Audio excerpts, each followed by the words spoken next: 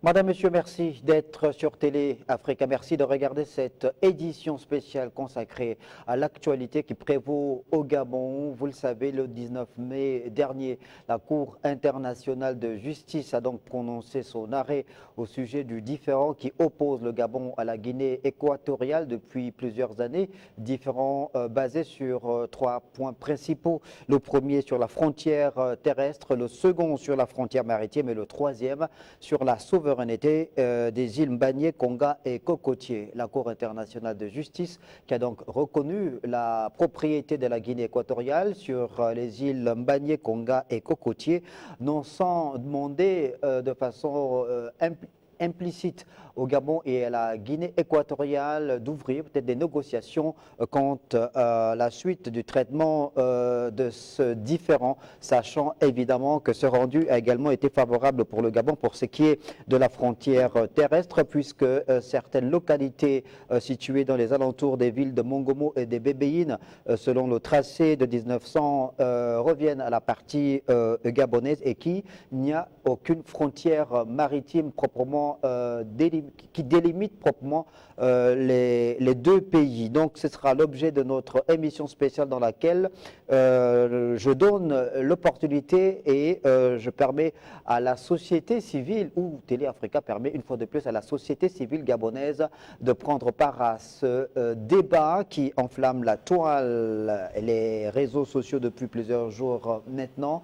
Et j'ai le plaisir de recevoir sur le plateau de cette édition spéciale Pierre Minsa en sa qualité de président de la Matchette syndicale des travailleurs gabonais vaillants. Monsieur Minsa, bonsoir. Bonsoir, monsieur. Je reçois également sur le plateau de cette édition spéciale Gaston Mindoungani. Il est président de la Confédération patronale et de la micro-entreprise et des petits métiers et président de l'ONG ECO du Gabon. Monsieur Mindoungani, bonsoir. Bonsoir. Et il y a également la présence d'une dame, une grande dame sur ce plateau, puisque j'ai le plaisir de recevoir Anne-Gisèle Nyangui Moukani. Elle est la présidente du CIPROMIN, leader de la société civile gabonaise. Madame Nyangui Moukani, bonsoir. Merci donc à tous les trois d'être autour de la table pour que nous revenions sur cette forte actualité, on l'a dit, en lien avec cet arrêt rendu par la Cour internationale de justice qui s'est donc prononcé. Et le gouvernement de la République gabonaise, le soir de cet arrêt de la CIJ, s'est également exprimé de façon officielle. Le gouvernement qui a donc pris acte de cette décision et qui reste ouvert donc et disposé à négocier sur les trois points qui ont fait l'objet justement de cette saisine par les deux États, Gabon et Guinée équatoriale, saisine de la Cour internationale de justice. Pierre Minsa, votre première réaction par rapport à cette actualité? Merci Ange, merci à Télé Africa. Ma première réaction par rapport à cette actualité est simple. Un procès a été lancé depuis des années, avant même la naissance de Brice Clotaire Oligui Nguema. De ce procès, le document qui était la propriété du Gabon est sorti en 1974. Et aujourd'hui, la partie gabonaise n'est pas en mesure de présenter l'original de ce document. Par contre, la Guinée équatoriale s'est servie d'un document, d'un traité franco-espagnol de 1900 et qui se trouve aujourd'hui sur la place internationale, reconnue par les partis. Vous comprenez que ma présence sur ce plateau, c'est pour fustiger le comportement de certains Gabonais qui pensent que si la Cour internationale de justice a rendu la décision sur la limitation terrestre en faveur de la Guinée équatoriale, que c'est la faute du président Brice Clotaire Oligui Nguema. Ça veut dire que ces Gabonais n'ont pas encore compris la hauteur d'esprit et des grandeurs de Brice Clotaire Oligui Nguema en ce qui concerne la souveraineté nationale. Donc, moi, je me pose plusieurs questions. Le traité de Bata, 1974. Qui était le premier ministre gabonais à l'époque? Je crois que nous sommes en présence de Léon Mabémévon. Un différend aussi important qui concerne la souveraineté des États. 1974, Léon Mabémévon est Premier ministre. Léon Mabémévon est Premier ministre. Et après Léon Mabémévon, nous avons eu le défunt Casimir Oyemba. Après Casimir Oyemba, il y a eu Paulin Obamangama. Après Paulin Obamangama, il y a Joachim Mille Diplôme. Jean-François Ntoutumeman. Après Jean-François Ntoutumeman, nous avons Jean Ayerandon. Après Jean Ayerandon, nous avons Paul Biyoromba. Après Paul Biyoromba, nous avons Raymond Donsima. Après Raymond Donsima, nous avons professeur Daniel Onondo. Professeur Daniel Onondo, le défunt Isozen Gondé. Isozen Gondé vient Julien Nkobekale. Après Nkobekale, Rose Christiane Osuka Raponda. Et enfin, le Premier ministre Alain-Claude Bilémisé. Pour une affaire aussi importante, tous ces gouvernements cités ont traité cette affaire avec beaucoup de négligence. Je dis bien beaucoup de négligence. Parce que comment comprendre qu'un traité de Bata de 1974, que le Gabon ne puisse pas disposer de la copie originale de ce document si important? Essayons de voir le cas contraire, c'est-à-dire à la Cour internationale de justice.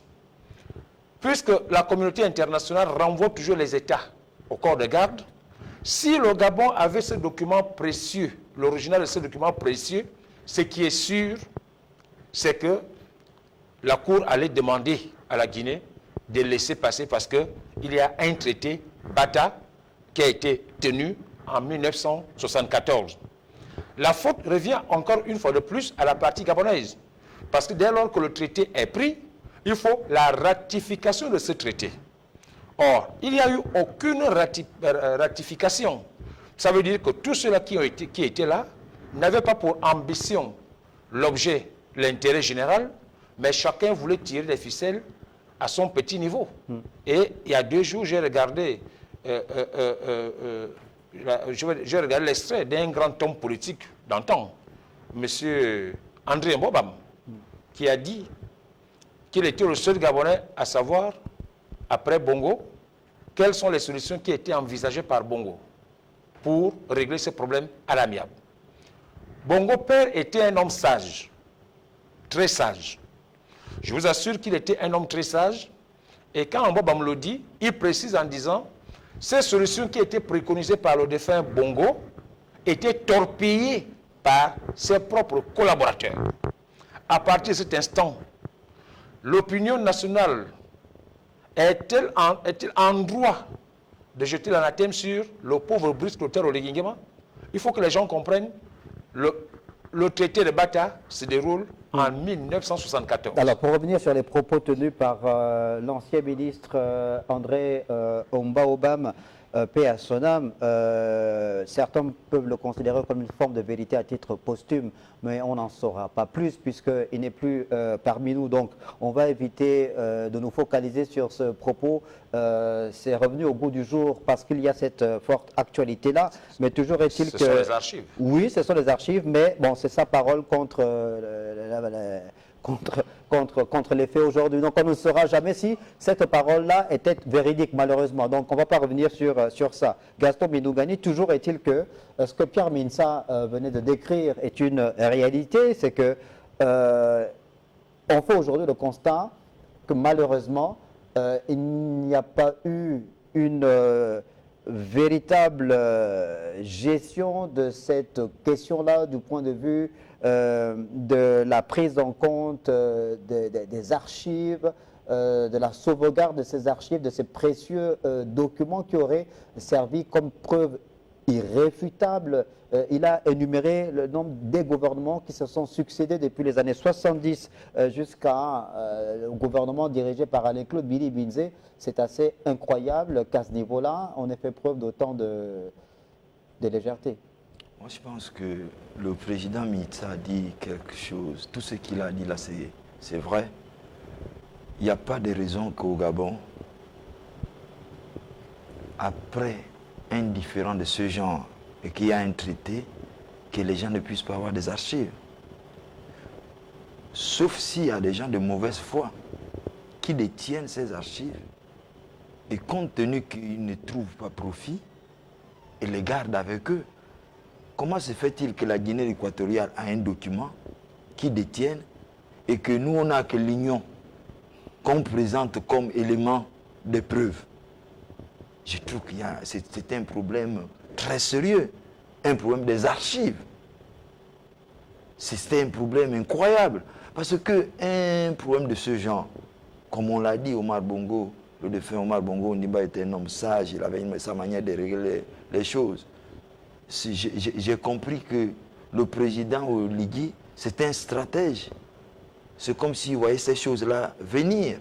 Vous l'avez vu comment il se comporte avec les grandes personnes, son voisin, son collègue, le président de la Guinée équatoriale, le président du Cameroun, le président du Congo, comment il se comporte avec les autres. C'était un homme sage. Moi, je pense qu'à partir de là, ce sont ceux qui ont géré avant qui sont responsables de ce qui se passe en ce moment. Mais le problème est déjà là. Logiquement, quand tu sais que tu as fait des fautes, parmi tous ceux qui sont passés avant, ils ont été des premiers ministres. Ils n'ont pas soulevé le sujet. Maintenant qu'il y a un président de la République qui est élu, logiquement, quand un problème comme ça arrive, on doit s'asseoir autour d'une table. Qu'est-ce qu'on fait? Qu'est-ce qu'on fait devant cette situation? Nous sommes des Bantous. Essayez de s'asseoir parce que on peut tout dire. Et c'est que quand on règle nos problèmes dans les corps de garde, on va les régler à la CPI. Un document qui a été signé par les anciens présidents et que certains ont assisté, puis si on voit les photos, on voit des aides de camp derrière. Même si ce n'est pas un document juridique. Mais c'est une preuve quand même que ça s'est signé ces jours-là. Mais l'honnêteté intellectuelle veut bien que, en réalité, on peut reconnaître que oui, ces documents-là, c'est vrai qu'ils avaient signé, même si on n'a pas, l'Assemblée n'a pas ratifié, mais le problème est là, qu'est-ce qu'on fait? Devant la situation, on dit aujourd'hui que aujourd'hui les frontières ont été tracées par les colons et qu'une partie, en allant vers le Wellington là-bas, c'est dans le territoire gabonais. On fait comment? Nous sommes dans l'obligation de nous asseoir autour d'une table. Parce que, comment comprendre qu'on dit que l'île là est pour vous, mais la mer là n'est pas à vous? Mais l'île est sur quoi? Et le pétrole n'est pas seulement situé au niveau de l'île. Donc moi je dis que le vrai problème, c'est un problème des archives. C'est que les anciens premiers ministres n'ont pas suivi le dossier, c'est pas normal. Alors, vous parlez du gouvernement, il y a évidemment le gouvernement, mais il y a aussi le cabinet du président de la République. Donc, cette question a été à la fois traitée par la présidence de la République et par le gouvernement. Madame Nyangui Moukani, Gaston Minogani venait de revenir donc sur ce rendu de la Cour internationale de justice au sujet de ces 3 points inscrits au cœur même de ces différends qui opposent le Gabon à la Guinée équatoriale. Pour ce qui est des îles Mbagné, Konga et Cocotier, donc la CIJ reconnaît la propriété sur la base du document remis par l'Espagne à la France, donc reconnaît la propriété de la Guinée équatoriale sur ces 3 îles-là. Problème, c'est que sur le plan de la localisation ou de la géolocalisation de ces 3 îles, surtout ce qui concerne Mbagné, cette île, est entourée des eaux maritimes gabonaises. Alors, on privilégie la négociation entre le Gabon et la Guinée équatoriale sur la gestion de ce point-là. Merci de m'avoir d'abord donné la parole. Vous savez, comme nous l'avons si bien dit pendant l'investiture du président, M. Mitsaïmon, nous étions sur le plateau de Gabon 24. nous avons vu la présence massive des présidents africains. C'est justement pour la solidarité africaine. L'île Mbani est occupée par l'armée gabonaise depuis 1972. Ça fait 53 ans aujourd'hui. Aujourd'hui, il s'avère que l'île Mbani n'appartient plus au Gabon. Comment faire pour régler ces différends? Nous n'avons pas le choix que de nous asseoir. La preuve en est, même les Européens qui ont jugé cette affaire ont estimé que pour résoudre ce problème, il fallait que nous nous assuions. Et là, les deux États n'ont pas le choix que de s'asseoir. Ce que je lui d'abord au président Brice Clotaire Oligui Nguema, parce que quand il est arrivé, il n'a pas fait ce que la population a voulu qu'il fasse. La répression sur certaines choses, sur certaines personnes. Il est venu pour la réconciliation, l'inclusion. Il est allé vers ses pairs. Le président équateur-guinéen, qui le juge comme son père, allait demander conseil sur beaucoup de choses. Donc je me vois mal aujourd'hui qu'il y ait ce différent, qu'il puisse avoir des conflits. Ce n'est pas possible, ça ne peut pas exister. Le président, nous le connaissons homme de cœur, homme d'inclusion, homme de paix. Parce que qu'on le veuille ou pas, s'il avait suivi ce que la population, certains Gabonais ont voulu qu'il fasse, aujourd'hui nous ne serons pas là. Peut-être que nous ne serons même pas en vie. Lui, il a toujours prôné la paix et il va le faire. Et nous savons, comme nous le connaissons, qu'il va le faire. Quand il va rentrer, vous savez tous qu'il est parti participer à la première messe du pape intronisé. Lorsqu'il va rentrer, il trouvera des solutions. Je pense qu'il ira vers son père, Obiangé Mambazoro de la Guinée équatoriale, pour s'asseoir comme il a toujours fait depuis qu'il a pris le pouvoir, pour demander conseil. Et il va faire asseoir la partie gabonaise pour qu'on trouve une solution. Vous voyez, comme disaient mes prédécesseurs, ce qui est embêtant dans ce pays, c'est que les gens n'aiment pas les gens qui viennent travailler. Nous sommes tellement habitués à la gabegie, à la sorcellerie, excusez-moi de l'expression, que quand on a en face de nous quelqu'un qui vient pour le bien-être des populations, les gens trouvent à redire. Parce que toute la cabale médiatique qui s'est fait autour de cette histoire, c'est comme si c'était le président qui était à l'origine de ça. Il est venu là trouver une situation. Il hérite d'une situation d'un pays qui a été chaotique, dont cette histoire cette affaire de l'île Mbani qui lui tombe sur la main aujourd'hui. Il fait quoi? Tout le monde lui pointe du doigt, mais ce n'est pas lui. C'est le principe de la continuité. Mais malheureusement, mais il y en a. Nous avons suivi qu'il y a des pays où, il y a des anciens pays où quand quelqu'un arrive, quelqu'un en fauteuil, on en a eu, excusez-moi d'expression, peut-être que je vais être très dur, il y a eu des exécutions qui se sont faites par rapport aux choses qui se sont faites antérieurement par rapport à la personne qui arrive au pouvoir. Mais lui, il a dit non. Nous sommes venus, nous sommes un peuple gabonais, nous sommes des frères et sœurs, nous n'avons pas besoin de nous battre. Mais ce que les gens sont en train de faire là, malheureusement pour eux, ils ont tapé à côté. Excusez-moi de l'expression du quartier, mais c'est ça. C'est la honte par rapport à ce qu'ils n'ont pas pu faire. Aujourd'hui, quelqu'un est venu, il a réconcilié la population en dépit. Vous avez vu qu'il y a même, lorsqu'il y a eu les élections, les gens ont dit non, ça ne va pas réussir, on va boycotter. Ça n'a pas été boycotté. Il a été élu à 94%. C'est chose qu'on n'a jamais vue dans ce pays. Donc, ils vont s'asseoir, comme on a toujours fait à la tradition africaine, comme disaient mes prédécesseurs, autour des gardes avec ses frères. Et nous savons que dans ce conflit, ne seront pas assis, il n'y a que les deux. Il y aura d'autres. Il y aura d'autres présidents, comme tel qu'on a vu le président centrafricain qui a servi de médiateur pendant la transition. Je sais qu'il va être assis et une solution sera trouvée à ce problème. On va revenir sur ce point relatif justement à ce qui pourrait constituer l'aréopage des deux délégations, surtout côté gabonais, dans le cadre de l'ouverture de négociations entre le Gabon et la Guinée équatoriale. Sur ces différents points, Gaston Minogani, vous voulez... Oui, je voulais faire une suggestion, c'est très simple. Il y a encore des directeurs de cabinet du président Omar Bongo qui sont vivants. Certains premiers ministres qui ont occupé des fonctions sont vivants.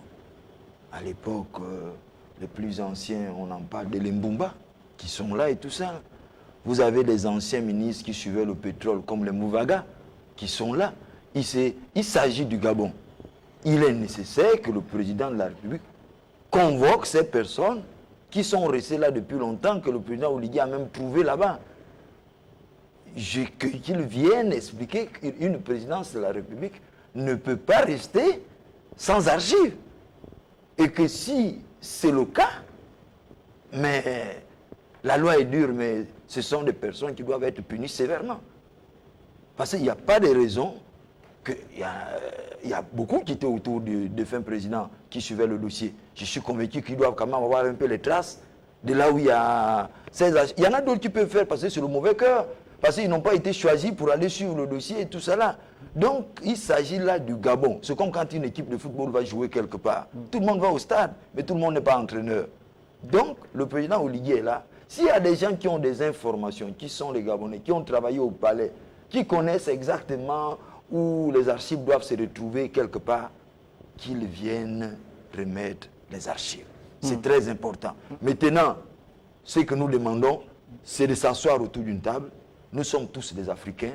On a dit que c'est maintenant là qu'on connaît les limites, hein, nos frontières. Ils nous ont amené un papier qui délimite les frontières. Mais à l'eau, là-bas, ce n'est pas encore délimité.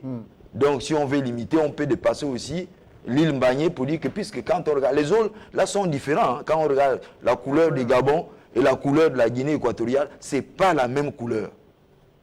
Mais sauf que l'eau, je parle de la couleur d'eau, sauf que l'île Mbagné se trouve dans la partie gabonaise. Maintenant, là, on doit s'asseoir pour dire, bon, on fait comment?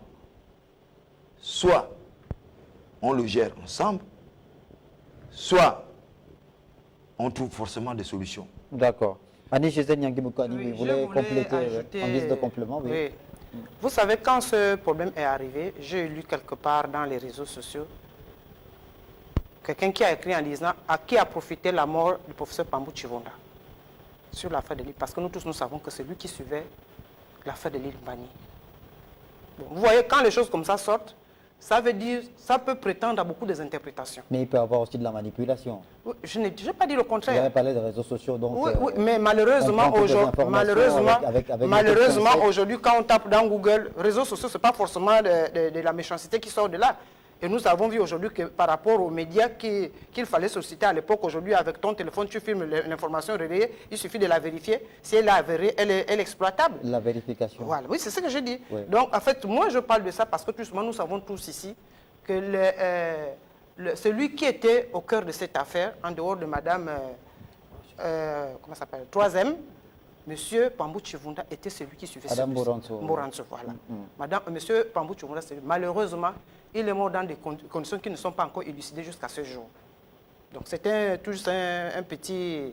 D'accord. Alors, Pierre Mensah, on est donc aujourd'hui, quelques jours après ce rendu de la Cour internationale de justice, on parle donc de la nécessité, et le gouvernement gabonais l'a dit à travers ce communiqué officiel, est prêt justement pour ouvrir, entamer à nouveau, reprendre les négociations avec la République de Guinée équatoriale, en espérant évidemment que la Guinée équatoriale soit également sur la même longueur d'onde que le Gabon, disposé à négocier. Monsieur Ange, au Cameroun à côté, il y avait un différend frontalier entre le Cameroun et le Nigeria, Bakassi. Ça s'est réglé comment? Les deux États responsables ont pris la peine de s'asseoir. Il n'y a plus de problème là-bas. Les autos se trouvent dans quelle position au niveau de l'Afrique du Sud? Enclavé, c'est une enclave. Oui, n'est-ce pas? Est-ce qu'il y a des problèmes à ce niveau-là? Les richesses sont exploitées communément. La Cour internationale de justice a rendu son arrêt.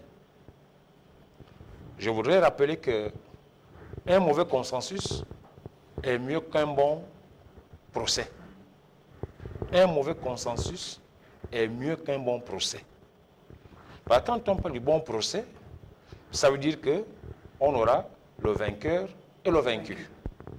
Et le vaincu ne trouve pas la décision juste. Donc, le bon procès laisse toujours les séquelles. Par contre, le mauvais consensus ne laisse pas de séquelles. Ne laisse pas de séquelles. Nous sommes africains. Le président Brice Clotaire Oligui a hérité de la mauvaise gestion de ce dossier depuis 1974. Avant même sa naissance, parce qu'il est né en 1975. Donc, tous ceux-là qui ont été à la gestion, comment on appelle ça, à la manœuvre, pour compter de la signature du traité de Bata, jusqu'à ce que le dossier aboutisse, doivent sévèrement être punis. Parce que c'est de la négligence notoire. Le document. Et là, ça nous donne la possibilité de dire à l'administration gabonaise qu'il y a un problème qui s'oppose à l'administration gabonaise.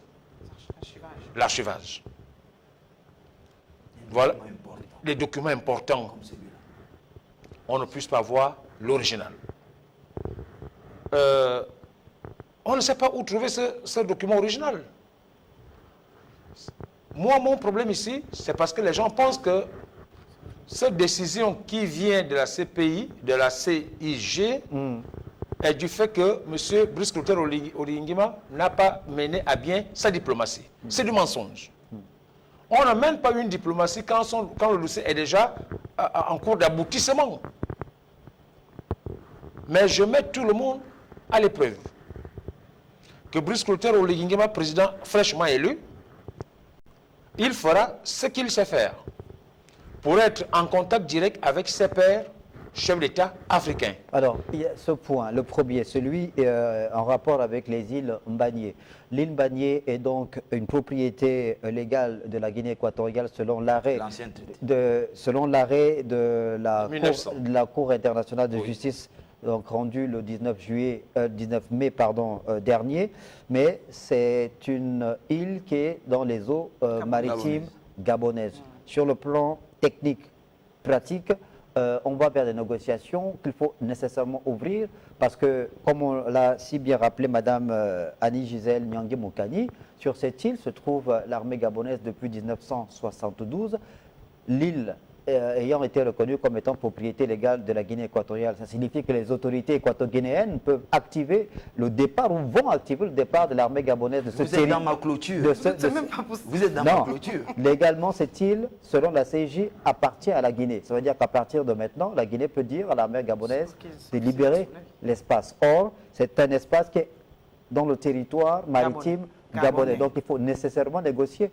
Puisque si l'armée de la Guinée équatoriale vient s'y installer, c'est-à-dire qu'elle s'installe aux portes du Gabon et sur le plan sécuritaire. Ça peut causer des problèmes s'il n'y a pas de négociation. Monsieur Ange, je compte sur le président Brice Clotaire Oligui-Nguema par rapport à sa sagesse, à sa vision et à sa façon de mener la diplomatie gabonaise, de hisser la diplomatie gabonaise à un plus grand niveau. Je vous assure que, à son retour, il fera tout. Parce qu'il ne doit en aucun cas avoir un conflit entre la République de Guinée et le Gabon. En aucun cas. Vous avez vu à l'investiture du président Brice Clotaire Oligui-Nguema, combien de fois vous avez vu autant de présidents en territoire gabonais? Combien de fois? Notre problème ici, c'est que la souveraineté a été reconnue aux îles pour la Guinée, selon les limitations terrestres. Fluvial. Mais, non, terrestre. Oui, terrestre. c'est compliqué. Terrestre. Ça veut dire, et l'île Mbagné, c'est quoi? C'est une portion de terre qui est dans l'eau du Gabon. Une portion de terre. Ce n'est pas la portion de terre que nous discutons. Non. Parce que le pétrole n'est pas sur cette portion de terre. Bon, en parlant de pétrole, il n'y a aucune information officielle. Non, c'est le pétrole. Ne nous avançons pas sur ce point. Moi, je m'avance. Non, si vous avez des éléments, moi, je n'en ai pas. Donc, je m'avance. Il n'y a aucune communication officielle qui fait état de la présence de ressources d'hydrocarbures dans cette partie. Donc, Monsieur Ange, ne nous éloignons pas du débat. Ne nous éloignons pas du débat, s'il vous plaît. Permettez-moi. Et vous voyez bien que quand la CIG a rendu son arrêt se fonde sur un document qui a été présenté par la Guinée équatoriale au travers l'Espagne et la France, un document de 1900. Et de ce document, on parle de la limitation terrestre. Ça veut dire que nous n'avons pas encore eu la décision sur la limitation maritime. Tout à fait. Alors, si nous n'avons pas eu la limitation maritime, alors que la CIG était aussi en droit, en même temps qu'elle a elle a présenté la preuve pour la limitation terrestre. Non, la CIG a été claire, n'a pas été saisie au fin de se prononcer sur la délimitation maritime entre le Gabon et la Guinée Mais équatoriale. la CEJ, dans ses conclusions, a renvoyé les deux États à la négociation. C'est au Gabon et à Guinée équatoriale d'enclencher le processus qui Voilà. devait amener donc, la délimitation. Donc les Gabonais maritime n'ont pas à s'inquiéter. Les Gabonais n'ont plus à insulter Brice Clotaire ou Oligingema. Il ne faudrait pas que ce conflit soit interprété comme un échec. Non. Il ne faudrait pas que les hommes politiques qui alimentent les réseaux sociaux transforment un débat national d'envergure pour leurs petits problèmes égoïstes politiques. Parce qu'il y a des hommes politiques qui sont déjà rentrés derrière ce sujet, oubliant qu'ils sont à l'origine. Parce que pour avoir été dans les gouvernements successifs de 1970 jusqu'au 30 août 2023, donc s'il y a coupable, ce sont tous ces dirigeants-là qui sont pour moi condamnés. Mais Brice Clotaire Oligingema n'est pas venu avec l'esprit de vengeance. Il est venu avec l'esprit d'inclusion. L'inclusion, la paix, le bonheur, le mieux-être social. Gaston Binougadi, alors sur la délimitation des frontières maritimes qui n'existe pas, parce qu'il n'y a pas de frontières maritimes, clairement, ça a été clairement signifié par la CIJ entre le Gabon et la Guinée équatoriale. La CIJ donc demande aux deux États de pouvoir s'asseoir et définir des frontières maritimes. Des experts estiment, et nous avons eu le bonheur de recevoir ce 20 mai sur le plateau de l'émission 21h, le grand rendez-vous, Jonathan Toutoumkom, qui est docteur en géopolitique et géostratégie, qui nous faisait constater qu'en ce qui concerne la délimitation maritime, ça fait appel à des instruments de pointe, au droit maritime international, à la mobilisation même des organismes internationaux qui gèrent les questions de droit maritime sur le plan international. Donc, les deux pays sont condamnés à s'asseoir, à négocier, à ouvrir une négociation sur ce point en ce qui concerne la délimitation de leurs frontières maritimes. Oui, les deux pays, nous sommes obligés de nous asseoir, tout simplement parce qu'il n'y a pas de raison que nous ne soyons pas autour d'une même table pour résoudre ces problèmes. Logiquement, on doit s'asseoir. Et quand j'ai dit nous, je suis Gabonais. Et je fais partie des Gabonais. Donc le président Brice Clotaire Oligingema, tout à l'heure je vous ai dit qu'il doit appeler ceux-là qui ont travaillé depuis longtemps avec Omar. Il doit s'asseoir avec eux. Voilà, le problème s'est posé. On fait comment? Après, il va se déplacer pour aller voir ses collègues. Parce que là, c'est vrai, ce sont ses papas, mais là, il s'agit d'un président, d'un chef d'État d'un pays, qui, quand il va discuter un problème de ce genre, il ne parle plus comme un fils. Il parle comme un président, parce qu'il est mandaté par la nation gabonaise. Hier, il partait voir ses pères en tant que fils pour dire que voilà. Mais là, maintenant, il s'agit d'un président qui a un problème à régler avec un autre président qui est en face, même s'il est père, mais c'est président. Et ils vont s'asseoir autour d'une table pour trouver une solution. Je suis convaincu, un bon stratège, qu'il trouvera une solution autour d'une table. Parce que je l'ai entendu au cours de son intervention, quand il s'adressait aux gens au personnel de la présidence, il dit tout ce qu'il fait est programmé par méthode. Pendant que nous sommes en train de parler, pendant qu'il y a eu le rendu, je suis convaincu qu'en bon stratège, la méthode a commencé. Ce qu'on peut dire, c'est de dire souvent aux Gabonais de ne pas agir dans un contexte brutal. Sur le coup de l'émotion. Voilà, il faut souvent prendre le temps de réfléchir et de regarder exactement quand un problème comme ça arrive, qu'est-ce qu'on fait? Nous tous, nous sommes concernés. Au lieu de se mettre sur les réseaux sociaux en train de nous mettre en train de nous insulter avec les voisins, avec les autres, on doit réfléchir pour dire que c'est quoi la stratégie. La stratégie d'abord, c'est de nous asseoir d'abord nous-mêmes les Gabonais. Qu'est-ce qu'on fait? C'est de la société civile, vont réfléchir. Les politiques vont réfléchir et on amène les solutions, les propositions au président Oligui. Et pendant ce temps, il prend ses propositions pour aller discuter avec ses pairs pour dire que nous avons un problème. Les gens veulent toujours diviser les Africains, puisque les Africains ne s'attendent pas, puisqu'ils profitent de nous. Je suivais une émission où on disait que tant que les Africains sont divisés, nous allons profiter d'eux. C'est ça. Nous, avant, on n'avait pas ces histoires des frontières. Donc, on doit s'asseoir pour qu'on trouve des solutions. Sinon, on va arriver dans des situations chaotiques, comme ce qui s'est passé aujourd'hui, ce qu'on a fait sur Kadhafi, c'était pour nous détruire. Nous avons besoin de nous asseoir et de nous discuter. Parce que, pourquoi nous disons ça? Puisqu'ils ont fait ils nous ont montré que le tracé la frontière terrestre est tracée. Vous avez vu le danger? Où, je ne cite pas le nom, où une partie de la Guinée équatoriale se retrouve à l'intérieur du Gabon, où l'île se retrouve dans les eaux gabonaises. On fait comment? Cela veut dire qu'on vous demande de retourner vous asseoir. Anne-Gisèle Nyangui-Moukane, justement, sur ce point relatif au tracé, aux limites terrestres, Gaston Medungani venait de le rappeler, évidemment, puisque ce tracé terrestre, je pense qu'il remonte de 1900, selon la Cour internationale de justice, dans son arrêt du 19 mai dernier, précise évidemment qu'il y a, à la lumière de ce tracé-là, on revient désormais, il y a des localités qui sont dans les alentours de Mongomo et de Bibiine, qui sont du côté de la République gabonaise.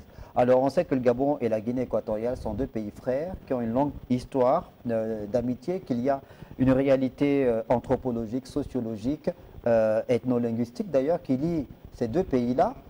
C'est difficilement concevable de penser qu'un seul instant que ces localités ou ces villes de la Guinée équatoriale vont revenir au Gabon. D'où les négociations. Oui. Tout de suite, vous venez de dire que le professeur Ngom est arrivé, il a dit qu'il faut, quelles que soient les technologies de pointe qu'on puisse prendre, ça ne trouvera jamais de solution. L'île Mbani appartient et dans les eaux gabonaises. Pour accéder à l'île, il faut naviguer. Comment fera la Guinée équatoriale pour exploiter s'il y a une exploitation à faire? Il faut emprunter les eaux du Gabon. Si le Gabon veut aller, par exemple, sur l'île Mbani, comment faire pour accéder à l'île Mbani? Il est obligé de passer d'abord par les eaux épaules. Donc, de part et d'autre, nous n'avons pas de choix que de faire une cohabitation. Nous n'avons pas de choix que de faire une cohabitation. Au stade où nous sommes, si c'était encore de manière terrestre, il n'y aurait pas de solution pour dire, bon, la table ici et là, on divise, vous prenez une partie. Mais il y a des gens, enfin, pas un souci. On est en train de parler justement de cette tracé terrestre en ce qui concerne les villes de Mongomo et Bibi. C'est ce que je suis en train de dire. À l'heure actuelle, comment on fait, puisque dans les alentours de ces deux villes-là, c'est la Guinée équatoriale, mais on dit que désormais, ces localités-là, les alentours de ces deux localités sont du côté gabonais. Comment on fait dans la pratique, la réalité? Dans la réalité, c'est même pas faisable. On ne peut pas, si ce n'est nous asseoir. C'est ce que je suis en train de vous dire. Ouais. À l'heure où nous parlons, ces villes ont été construites par la Guinée équatoriale. Imaginez-vous qu'on parte, comme font les gens maintenant, on voit dans les... Mangeko vient de dire que c'est vraiment pas vrai les informations, mais malheureusement, ces informations peuvent influencer quelques décisions ou quelques réactions des uns et des autres. C'est pas possible. Comme nous disons depuis le début, il n'y a pas de choix que de s'asseoir afin de trouver un consensus. Quelle que soit la partie, que ce soit la partie gabonaise ou la partie guinéenne, nous n'avons pas de choix que de nous asseoir. Et comme nous disons, on a commencé depuis le début, sachant que notre président, le président Brice Kotter, le dit que c'est un homme de réconciliation, de conciliation, de tout. Et il a en face de lui, quand nous voyons notre papa, le président de la Guinée équatoriale, nous ne pensons pas que c'est quelqu'un qui aime la violence, parce que depuis que ce différend a vu le jour, ce n'est pas d'aujourd'hui, nous n'étions même pas encore nés, ils ont toujours procédé par la calmie, par la négociation, par les assises, par ceci. Ça va toujours continuer. Tout ce que nous demandons, c'est que nous savons que ça va se faire. Il n'y aura jamais de guerre entre la Guinée équatoriale et nous. Ce n'est pas possible. Nous allons nous asseoir, nous allons trouver des assises, même s'il faille, comme vous avez dit, qu'on ne peut pas se prononcer à ce sujet, mais nous-mêmes, nous savons, en tant que Gabonais, en tant qu'intellectuels, ou je ne sais pas quel adjectif employer, si vous voyez des gens se battre autour d'une chose, ça veut dire qu'il y a quelque chose en dessous. Ça, c'est la présidente de Cipromine là qui le dit, oui. On ne peut pas se battre sur quelque chose qui ne produit pas de fruits. Pierre Mitza, alors on était en train de parler, on a évoqué l'aspect lié à la récupération politique de cette forte actualité. Mais on note quand même que parmi ces acteurs politiques, il y a un pas de moindre, puisque c'est l'ancien Premier ministre Alain-Claude Billy Binzé qui a accordé une interview à Radio France Internationale et qui, dans cette interview, a plutôt pris la posture républicaine, celle de demander à ce qu'il y ait une forme d'union sacrée autour de cette question, que les Gabonais fassent bloc pour pouvoir défendre les intérêts territoriaux de notre pays. Monsieur Ange, avant de donner les éléments de réponse à la dernière question, vous parlez tantôt de Mongoma et de Bibiyine, qui seraient peut-être dans le territoire gabonais. Les alentours. Oui. Il y a des villages, il y a des forêts, tout ça, okay. etc. Mongomo, séparation Mongomo-Modzon, c'est le Kié. Il y a quoi en dehors des petits poissons? Il n'y a rien. Donc, ce n'est pas important. Permettez. Et Bibéine, Moyo Kié, c'est aussi là les forêts. C'est une petite forêt avec le Kié. Il y a quelle richesse? Il n'y a rien. Regardez donc à quel niveau les Occidentaux. Pardon. Non, mais attendez. Non, j'essaie de comprendre ce que vous avez envie de dire, mais on est là dans le symbole. Ces localités-là, jusqu'avant le rendu de la CIJ, étaient du côté de la Guinée équatoriale. Mais dans les faits, est-ce que vous imaginez ce que ça fait si jamais on les cédait au Gabon? Non, je m'en veux donc vous montrer. S'il faut lire justement, s'en tenir à l'application du droit, à la lettre, je veux dire. Ce que je voudrais démontrer ici, c'est la façon dont les Occidentaux... Non, ce n'est pas les Occidentaux, il y a une tracée. S'il vous plaît. Mais il y a une tracée qui est là, ce n'est pas les Occidentaux. Laissez-moi parler, vous m'avez posé la question, vous me laissez parler. Bon, allez-y. Alors, la façon dont les Occidentaux veulent que les problèmes soient réglés chez nous en Afrique. Et cela nécessite la forte sagesse pour qu'on n'arrive pas à leur objectif. Pourquoi je le dis? C'est aujourd'hui qu'ils viennent nous dire que quelques terres de Mongomo pourraient appartenir au Gabon et Bibiyine. Après combien de temps? Là, ce n'est pas notre souci. Ce n'est pas notre souci. N'oublions pas que nous sortons là d'une période où personne ne misait trop sur le Gabon. La transition. Nous sortons d'une période où personne ne misait trop sur le Gabon. Mais les gens ont été surpris que le Gabon a mené la meilleure transition au monde. Le Gabon a organisé la meilleure élection présidentielle démocratique, libre, apaisée et transparente. Ça surprend les gens. Donc, puisque les gens ne pensaient pas qu'on allait sortir de cette période de transition sans infusion de sang, les gens ne s'attendaient pas à ce qu'on organise les élections présidentielles libres, crédibles, apaisées, démocratiques, avec les résultats connus quelques heures après. Ils sont maintenant en train de vouloir nous cogner les têtes entre les républiques qui s'entendent bien, parce qu'il y a un objectif. Mais est-ce que ce sont ces personnes-là qui ont saisi la Cour internationale de justice, ou bien c'est le Gabon et la Guinée équatoriale? La question que nous sommes aussi en train de nous poser, c'est ce différend existe depuis des années. Pourquoi c'est aujourd'hui, au moment où notre président vient d'être fraîchement élu, que la CIJ trouve la nécessité de rendre son arrêt? C'est un hasard de calendrier, c'était déjà... N'est-ce pas? Je peux me dire que c'est planifié. Non, je peux me dire que c'est un processus. Attendez, vous venez de fustiger le fait que selon vous, il y a certains acteurs qui font de la récupération politique de cette actualité. Oui. Donc vous, en tant qu'acteur de la société civile, ne faites pas aussi dans le populisme, ni dans l'émotion. Mais oui. Non, ce n'est ni de l'émotion ni du populisme. Mais je vous parle des réalités. Mais c'est un processus qui a été enclenché, vous le reconnaissez, depuis une cinquantaine d'années déjà. Mais alors, comme par hasard. Vous savez bien qu'il y a quelques mois, oui, les deux parties s'étaient retrouvées à la CIJ, oui, où elles ont fait leur plaidoirie. Et comme par hasard, le président est élu le 12 avril 2025 et le procès a lieu quelques jours juste après ce jour-là. Non, c'est pas Comme le par procès, hasard. le rendu. Bon, là Le n'est pas le rendu, problème. c'est pas le procès, Voilà, le le rendu. rendu. Le Là n'est même pas le 19 mai, un souci. mois après. Ouais. Mais nous pensons que les Africains sont matures. Ils sont sages. Si la Cour internationale de justice n'a pas pu donner les délimitations maritimes, c'est parce que il n'y a rien à dire à ce niveau. Il n'y a rien à dire à ce niveau. C'est une portion de terre de la Guinée qui se trouve dans les eaux du Gabon. Maintenant, puisque pour accéder à cette portion de terre pour la Guinée, il faut passer par les eaux gabonaises, voyez, il va donc s'agir là de la mise en place des assises. Autrefois, nous, Africains, on réglé nos problèmes où? Au corps de garde. Et nous allons continuer à régler nos problèmes au corps de garde. Oui, mais sauf Ça a que- été fait, sauf que ça a été nous fait sommes- entre le Nigeria et le Cameroun pour Bakassi. Oui, mais on ne vit pas en autarcie. On est dans le monde. On est régi par des conventions, des traités qu'on a signés sur le plan international. Oui. Et en ce qui concerne la délimitation des frontières maritimes, il faut s'en tenir à ces conventions internationales qui existent. N'est-ce C'est ça. pas? Voilà. Nous sommes d'accord, nous sommes d'accord. C'est Donc, la raison pour laquelle le tracé terrestre a été confié à la Guinée équatoriale en tenant compte du document de 1900.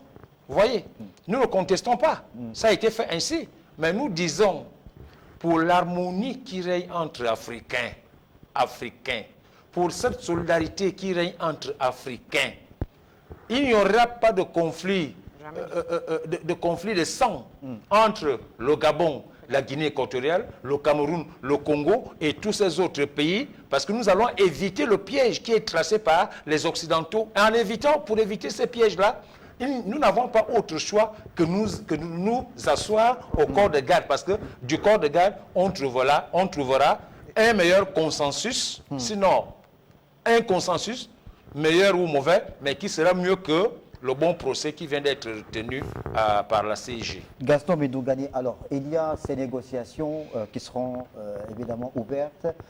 Les deux pays, Gabon et Guinée équatoriale, qui vont reprendre langue pour arriver à s'accorder, notamment sur la délimitation des frontières maritimes, sur même la gestion du cas de l'île Mbanié ou des portions de terre autour des villes de Mongomo et des Bibiines. On a vu que la délégation gabonaise qui a conduit justement ces négociations a été en majorité composée de juristes. Cette fois-ci, est-ce que vous pensez qu'il faut élargir cette délégation à d'autres compétences venues d'un ensemble de forces vives de la nation? C'est-à-dire qu'il y a des acteurs de la société civile, il y a des acteurs politiques, il y a des sages, il y a des anthropologues, il y a des sociologues. Voilà, moi je pense que à ce niveau-là, je vous ai dit tout à l'heure que le droit, oui, c'est pas mauvais. Mais nous avons nos coutumes, nos justes coutumes. Il serait nécessaire d'associer les sages dans ces discussions. Il serait nécessaire d'associer la société civile dans ces discussions. Parce que ceux de la société civile ont aussi des amis, des connaissances en Guinée équatoriale. Des sages aussi ont des amis en Guinée équatoriale. Ceux de la Guinée équatoriale ont des amis au Gabon. Donc, il peut y avoir des échanges. Ceux qui discutent sur le droit vont discuter, mais le droit, c'est vrai. Vous savez, mais l'entente traditionnelle est plus que le droit. Il est arrivé... Qu'est-ce qu'il y a le droit coutumier qui existe? Voilà, c'est je ça. voulais même en- C'est le droit coutumier. Il est arrivé que, bon, ce monsieur est condamné parce qu'il a fait telle chose. Toi qui l'as porté plainte, tu dis non. J'ai compris qu'il est condamné, je pense qu'il a compris. Mais laissons, on va régler ça entre nous. Nous sommes devant une situation où on dit, vous habitez ici, mais la partie d'ici n'est plus chez vous, c'est ici. On dit, vous êtes là, mais autour de l'île là, c'est pas pour vous. Mais pour que tu accèdes, la clôture, c'est l'eau. Vous ne pouvez pas arriver pour aller exploiter si vous ne passez pas, même pour aller vivre là-bas. Même pour aller vivre là-bas si vous ne passez pas. Donc, qu'est-ce qu'on fait? Puisque moi, j'ai le passage. Toi, tu as la terre. Qu'est-ce qu'on fait? on doit s'entendre. Soit, vers ici, là on a trouvé que c'est ici. Tu as déjà investi là-bas, tu as construit là-bas. Je n'ai pas besoin de ça. Si tu veux, on fait le contour qu'on avait, on considère le contour qu'on avait fait avant. Mais moi, j'ai besoin de là. Maintenant, si tu refuses ça comme ça, bon, comme moi, je ne veux pas trop de problèmes, nous sommes entre nous, qu'est-ce qu'on fait puisque la petite portion de terre qui est chez moi là où il y a l'eau là, il faut qu'on regarde s'il y a le sable qu'on peut fabriquer les verres, nous fabriquons le sable là ensemble. S'il y a la boue, cette boue là peut aider à construire les maisons et tout ça là, nous le faisons ensemble. Parce que comment tu fais pour transporter ça? Même avec l'hélico, tu es obligé de traverser mon territoire. Et pour traverser mon territoire avec l'hélico, il faut que je te donne l'autorisation de passage. Là, il s'agit plus d'un problème entre fils et père. Il s'agit d'un problème maintenant entre nation et nation. Donc là, maintenant, j'ai dit, bon, tu es venu laisser, je ne sais pas si c'est le blanc ou c'est Dieu qui a décidé que tu viennes laisser ta nourriture dans mon congélateur. Maintenant, comment tu fais pour venir prendre la nourriture là, puisqu'il y a la porte de ma maison, il n'y a que 2 portes. C'est simple. Les Guinéens vont passer comment? Pour aller exploiter. Pour aller prendre le sable. Pacifique. Le sable là, même si... Mais ça c'est ce qu'on appelle des provocations. Parce que tu vas traverser mon territoire, tu violes mon territoire. Comment tu fais? C'est par le vampire que tu vas venir prendre le sable là? Ou bien c'est par quelle méthode? Donc moi je pense que nous allons aller, moi personnellement, l'histoire qu'on a dit que ça passe là, les maisons vides là, qui sont là-bas, je vois, on nous a montré la basilique et tout ça, nous on n'a pas besoin de ça. Nous on n'a pas besoin de ça. Nous ce qu'on a besoin, c'est le sable qui se trouve là. On discute là. Mais c'est du sable, mais c'est un sable important. C'est le nôtre, on va faire le parcours. On doit travailler ensemble. Et même là, si on exploite le sable ensemble, parce que c'est chez toi, tu dois me payer le droit de passage. Ah non. La coexistence pacifique, Voilà. on n'a pas de choix. Annie Gisèle Moukani et Nyangé Moukani. Alors, clairement, on voit bien que la sagesse doit pouvoir prévaloir dans le traitement de ces de ce dossier-là, c'est ça? Oui. On n'a pas de choix que de nous asseoir. La coexistence pacifique doit primer. Nous n'avons pas de choix. Sans brutalité. De toute façon, il n'y aura pas de brutalité. Moi, comme je l'ai dit, depuis le début de ce problème, il n'y a jamais eu de brutalité, ce n'est pas maintenant. Et surtout, qu'on a un président aujourd'hui qui reconnaît que pour évoluer, il faut s'unir. Nous n'avons pas de choix. Il y aura des solutions qui vont être trouvées. Nous avons la chance d'avoir en face de nous aussi un papa qui nous a toujours soutenus. Et ce n'est un secret pour personne. Nous avons vu les relations que nous avons toujours eues depuis... Moi, je ne savais même pas que j'allais être grande. On a vu les Équatoriens venir ici. Il fut un temps même où le Gabon payait les fonctionnaires en Guinée équatoriale réciproquement. Donc, ce n'est pas maintenant, aujourd'hui, que nous allons avoir des soucis. Ce n'est pas possible. Nous allons nous asseoir. Nous allons trouver des solutions. Tout ce que nous souhaitons, c'est qu'il ne faudrait pas que les gens qui doivent s'asseoir autour de ce dossier fassent ce qu'ils ont fait les années passées, pour qu'on se retrouve là. Parce que là aussi, c'est un souci. Les gens sont tellement méchants qu'ils ont du mal à travailler pour le Gabon. Les gens viennent pour des intérêts égoïstes. Comme je n'ai pas eu ça, je ne fais pas ça. Comme nous disons tout de suite, aujourd'hui, nous voyons des gens qui sortent de nulle part pour venir parler. Mais ils étaient où pour gérer ces dossiers? Aujourd'hui, il y a le gros français, le français de Molière qui sort de nulle part. Mais vous étiez où? La situation dans laquelle nous nous trouvons, ce sont eux qui sont à l'origine de la situation chaotique de ce pays. L'idéal aurait été qu'on s'asseye, comme a dit mon frère ici, on trouve des solutions. Là, c'est le Gabon qui prime, pas les intérêts égoïstes. On va faire un dernier tour de table en guise de conclusion. Je vais commencer par vous, Pierre Minsa. Alors, cette question en rapport avec le différend entre le Gabon et la Guinée équatoriale sur ces frontières terrestres et maritimes est une question importante qui met en relief les aspects liés à la sécurité, à l'environnement, au droit international, au droit coutumier aussi. Au droit coutumier, évidemment aux aspects peut-être économiques. Alors, pas peut-être, aspect économique. En guise de conclusion, que dites-vous par rapport à ces négociations qui vont s'ouvrir? Je reviens sur l'aréopage, la coloration de la délégation qui doit être mise en place justement pour participer à ces négociations-là. Merci. Tout ce que Brice Clotaire Oligui-Nguema entreprend au Gabon termine par une réussite totale. Amen.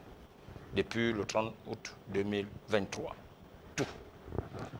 Les négociations qui s'annoncent, je pense que le consensus sera la meilleure chose. Et pour obtenir ce consensus, il sait qui choisir pour être de la délégation. Et parmi les gens qu'il doit choisir, il va regarder à l'époque de Bongo Père, qui était au cabinet, il y a encore des vivants. Il regardera parmi tous les premiers ministres, quels sont ceux qui sont encore vivants. Il regardera. Et il va regarder toutes les compétences possibles, de sorte que ces négociations ne puissent pas être considérées comme un affront. Un affront. Parce que la négociation, c'est notre domaine de spécialité. La négociation, c'est un exercice de petits pas. Vous cédez, je cède. Vous cédez, je cède. Pour que l'accord ne soit pas raide. Et pour terminer,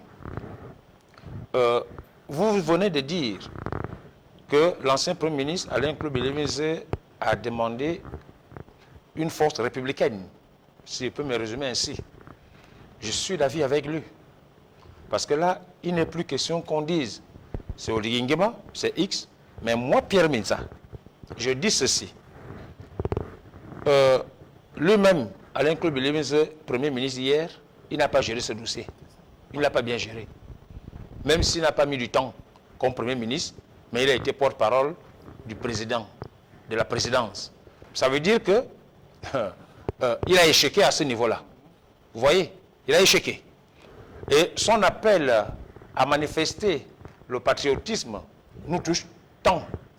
Nous touche tant. Et si nous sommes arrivés là, je voudrais qu'ils reconnaissent que c'est en partie de leur faute. En partie de leur faute. Parce qu'ils n'ont pas eu la maîtrise de ce dossier. À chaque fois qu'on entendait que la partie gabonaise se retrouvait avec la partie guinéenne à la Cour internationale de justice, on pensait que le dossier était conforme. On le pensait de notre côté. Mais ils ne nous avaient jamais dit que dans le dossier, il y a une copie d'un document qui n'existe pas. Vous êtes en train de conclure, Pierre Minza. Oui, c'est ce que je suis en train de faire. Oui. Donc, évitons de transformer nos problèmes internes qui n'ont rien à voir avec l'objet général, l'intérêt général, qui est la négociation pour l'île Mbagni. Annie-Gisèle Nyangui-Bokani, votre conclusion? Je vais revenir sur ces pas. Ici, il est question de trouver une solution pour la stabilité de notre pays, pour la stabilité de deux pays. Donc, tout ce que nous demandons, comme nous savons que notre président, il connaît faire des choses, que les personnes qui viendront autour de cette table viennent pour faire le travail pour lequel ils ont été mandatés. Pas pour venir, comme nous savons nous tous, que quand les gens vont quelque part, c'est pour de l'argent. Parce que même quand on entend comité réconciliation, une fois je l'ai dit à la télé, si c'est sans argent, il n'y a pas de souci. Mais comme nous savons que derrière ça, il y a des périèmes qui sortent, les gens vont venir faire n'importe quoi. Ça là, nous ne sommes pas d'accord. Que les gens qui viennent s'asseoir autour de cette table soient des gens conscients, qui viennent pour l'intérêt général et non pour l'intérêt particulier. Ça là, nous n'en voulons pas. Nous avons dit que nous allons dénoncer tous ceux qui vont faire frein à l'évolution du pays. On est fatigué, nous ne pouvons plus accepter ça. D'accord. Gaston Médongani. Merci beaucoup. Moi, je pense que les collègues ont tout dit. Ce que le président doit faire, c'est qu'il doit appeler les anciens directeurs de cabinet du président Omar Bongo. Donc, Jean-Pierre Lumumba, et ceux qui étaient à cette époque-là au cabinet, il y en a qui vivent encore, qui sont vieux. Bon, aujourd'hui, ils sont vieux, mais qui sont vieux, que le président faisait confiance, qu'il discutait avec eux, comme Paul Biogumba. Et regardez, il y en a encore là, l'ancien ministre du budget, les Tungui, et ils sont nombreux là, qui sont là encore, les Akari, les Mboto, les appeler, demander exactement que les gens ne puissent pas détenir les informations. Et les anciens ministres de l'Intérieur, les anciens ministres, s'il s'agit des frontières, voilà, donc, qui se retrouvent autour du président Brice Clotaire Oligui-Nguema pour trouver des mots justes. Et dans tout ça aussi, il ne faut pas oublier les hommes d'église. Parce que là où est Monseigneur Ibaba et les anciens monseigneurs qui étaient là, d'autres sont déjà partis, les Makwakwa et tout le reste, mais eux aussi ils ont des archives. Eux aussi ils ont des archives, il serait souhaitable de les associer dans ces dossiers-là. Et sans oublier la société civile. C'est important. Donc nous pensons, c'est un appel que nous lançons au président Brice Clotaire Oligui Nguema, même si on sait que lui-même il pense à ça, mais ça n'empêche pas nous qu'en tant que Gabonais, membres de la société civile, que nous invitons tous les Gabonais au calme, à ne pas insulter, à régler, qu'on puisse régler ces problèmes-là pacifiquement. Nous sommes des voisins, il n'y a pas de raison que nous puissions avoir, nous sommes des frères, que nous puissions... Nous avons des enfants qui sont en Guinée équatoriale, et aussi ils ont des enfants qui sont ici au Gabon. Nous avons un intérêt à régler ça calmement, calmement. Surtout que ce dossier-là est compliqué.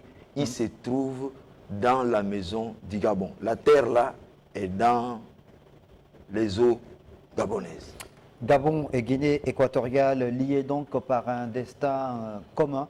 Ainsi se referme cette édition spéciale consacrée sur cette forte actualité en lien avec ce arrêt rendu par la Cour internationale de justice. J'avais le plaisir de recevoir sur le plateau Pierre Mintsa, président de la MSTGV, Gaston Mindogani, président de la Confédération patronale de la micro-entreprise et des petits métiers, président de l'ONG ECO du Gabon, et Madame Annie Gisèle Nyangui Moukani, présidente du CIPROMID. Merci d'avoir regardé l'édition spéciale sur Télé Africa et bonne suite des programmes sur votre chaîne.